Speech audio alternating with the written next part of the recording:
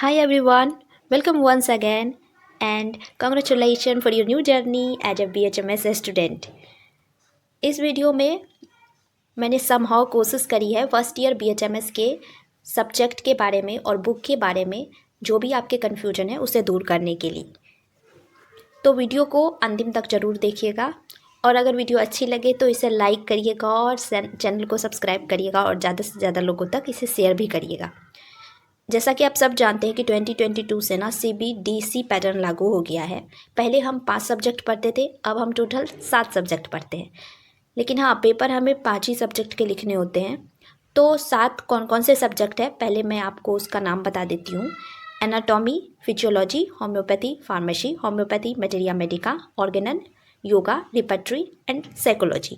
इसमें से 2 ऐसे बुक हैं जिसके कि पेपर आपको नहीं लिखने होते हैं। वो 2 बुक है रिपर्टरी, साइकोलॉजी और योगा।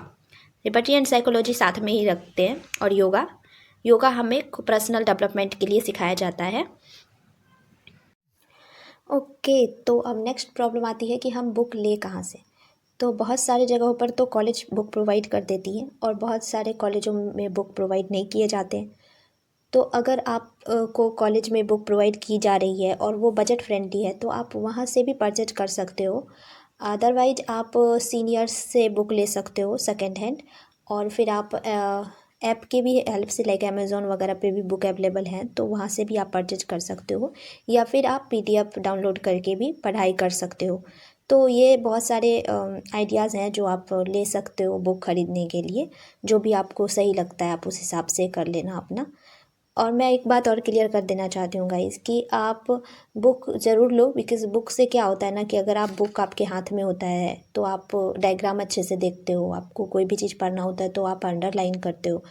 और इन फ्यूचर भी बहुत ऐसी बुक है जिनके की ज़रूरत हमें पूरा 5 साल के कोर्स में, मतलब 5.5 साल का जो कोर्स है, ये 4.5 साल का कोर्स है और 1 साल का जो इंटर्न है, तो उसमें भी आगे भी ज़रूरी होती है, इसीलिए बुक आपके पास होने चाहिए। ओके, तो अब मैं बताती हूँ आपको कि सबसे पहला जो बुक है उसके बारे में मैं बता दूँ कि कौन से मतलब राइटर के आपको लेने चाहिए। पहला बुक है एनाटॉमी। एनाटॉमी के मैं 2 बुक आपको बताऊँगी। एक आती है BD चौरसिया, जो बहुत लोग ऑलरेडी जानते होंगे, और इनके 4 वॉल्यूम है। तो ये इसकी फर्स्ट वॉल्यूम है, उसके बाद ये रही है सेकेंड वाली वॉल्यूम और थर्ड और फोर्थ वन। तो इस तरह से इस बुक की 4 वॉल्यूम होती है। और इस बुक की एक और विशेषता ये है कि इस बुक में ना मतलब डायग्राम जो दिए हुए हैं, लाइक आप अगर क्लेविकल पढ़ते हो तो लेफ़्ट क्लेविकल, राइट क्लेविकल इस तरह से दिए हुए, देखो जैसे यहाँ पर है, डायग्राम में अच्छे से सब कुछ को डिस्क्राइब करा गया है। तो बहुत ही अच्छा बुक है और मतलब आप बोर फील नहीं करोगे बुक को। बुक में अच्छे कलाकारी की हुई है, बुक में जो चीज़ें हैं वो कलरफुल तरीके से दी हुई है। तो मुझे तो एनाटॉमी की ये वाली बुक अच्छी लगी। और नेक्स्ट एक और बुक है, वो विश्राम सिंह की बुक आती है, तो वो भी अच्छी होती है, वो भी आप पढ़ कर सकते हो। लेकिन BD चौरसिया अंडरस्टैंडिंग के लिए अच्छी बुक है। वेल, तो जब आप कभी भी बुक ख़रीदो तो एक बात का ज़्यादा ध्यान रखना कि आप लेटेस्ट एडिशन ही ख़रीदना, क्योंकि लेटेस्ट एडिशन जो है वो हमारे न्यू पैटर्न को फॉलो करती है।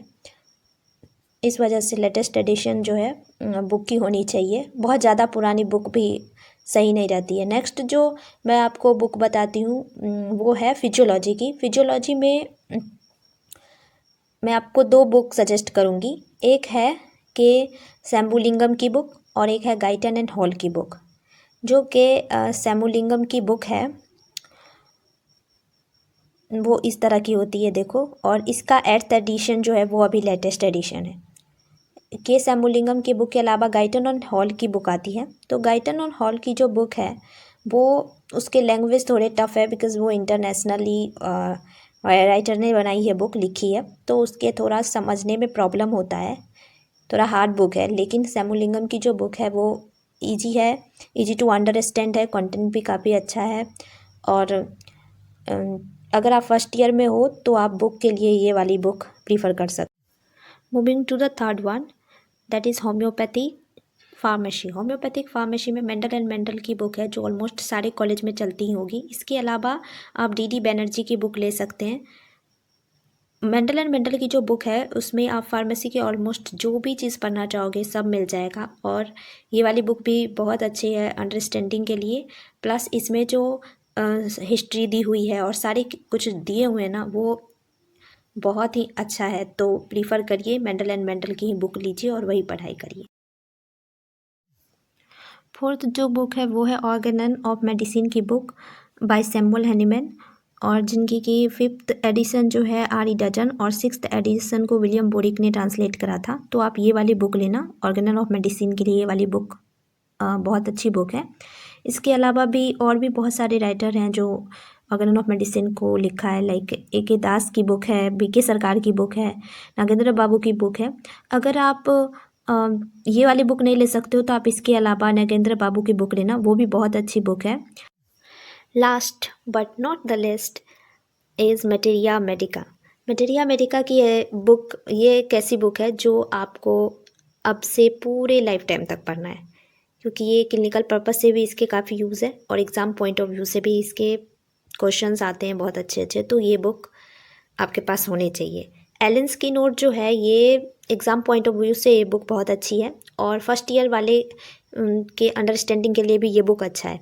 इसके अलावा भी आपके पास एक अच्छी वाली बुक और होनी चाहिए। ये तो आपको एक तरह का नोट है।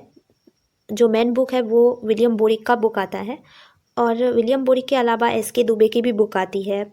लेकिन विलियम बोरिक का जो बुक है उसका ये ऐसा पैटर्न जो है वो अच्छा से है, लाइक आप हेड टू टॉ, जैसे मान लो कि आप कोई मेडिसिन पढ़ते हो बेलाडोना करके, तो उसमें हेड से लेकर टॉ तक कहाँ कहाँ पर यूजेस होते हैं पार्ट वाइज दिए हुए हैं, लाइक माइंड में, हैंड में, स्टमक में, इस तरह से करके दिया हुआ है। तो वो पढ़ने में और समझने में भी आसानी होता है कि आप पार्ट वाइज सब कुछ सीखते हो। और एलेंस के नोट में ऐसा तो नहीं दिया हुआ है, लेकिन एग्ज़ाम पॉइंट ऑफ व्यू से ये वाली बुक अच्छी है। तो आपके पास ये दोनों ही बुक होनी चाहिए। एलेंस की नोट जो है अगर आपको कॉलेज में इसकी पढ़ाई और मतलब पढ़ाते हैं टीचर, तो फिर आपको तो ये कंप्लीट वहीं हो जाएगा। और फिर आप रूम पे आकर विलियम्स बोरिक का बुक पढ़ना, क्योंकि इसका क्लिनिकल पर्पस वाइज बहुत यूज़ है। और अगर आप विलियम बोरिक की बुक पढ़ते हो फिर आप एलेंस की नोट भी पढ़ लेते हो ना, तो आपको कोई भी मेडिसिन को समझने में बहुत आसानी होगी। एक छोटा सा टिप्स मैं आपको बता देती हूँ कि क्या होता है ना, जब भी हम कोई भी मेडिसिन पढ़ते हैं तो उसका एक मेडिसिन दूसरा मेडिसिन ऐसा करके ना सिम्टम्स सबके थोड़ा बहुत मिलता जुलता सा लगता है। तो उसका एकमात्र उपाय है कि आप बार बार रिवाइज़ करो। लाइक ये नहीं कि एक बार मेडिसिन पढ़ लिया उसको 1-2 सप्ताह से छोड़ दिया, कुछ रिवाइज़ नहीं करा, फिर आप भूल जाओगे। क्योंकि फर्स्ट ईयर में आपको पेशेंट तो आप ट्रीट करते नहीं हो, देखते नहीं हो, तो आपको मेडिसिन कहाँ से याद रहेगा। तो उसको बार बार पढ़ने से ही याद रहता है। तो ये छोटा सा टिप्स था, मैंने बता दिया आपको। इसके अलावा साइकोलॉजी की जो बुक है इसके बारे में मैं आपको बताऊं कि क्लास में ना साइकोलॉजी, बहुत सारे कॉलेज में साइकोलॉजी का ऐसा पढ़ाई नहीं होता, और इसका कोई पेपर भी नहीं होता। लाइक एग्ज़ाम में भी इसके कोई ऐसा सच बोल के कि साइकोलॉजी सब्जेक्ट बोल के तो पेपर नहीं आता। और ये बुक अगर आप 4th ईयर में पढ़ते हो ना, 4th ईयर तक भी पढ़ लेते हो, तो बुक बहुत अच्छा है। मतलब आपको पेशेंट को ट्रीट करने में काफ़ी हेल्प मिलेगी।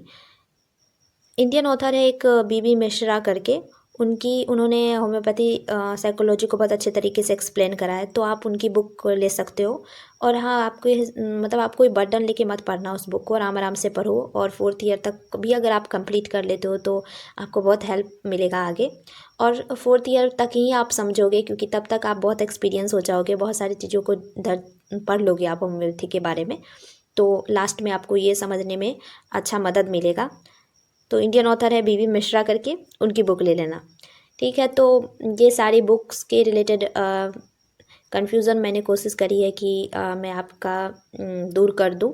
तो अगर ये वीडियोस आपको हेल्पफुल होती है, अच्छा न्यू जो पैटर्न लागू हुआ है CBDC करके, नेक्स्ट वीडियो में भी मैं उस पर ही अपलोड करूँगी। तो stay tune for my next upcoming video, and if this video is helpful to you, do subscribe my channel, and thank you so much for your lovely click on this video. Till then, bye bye.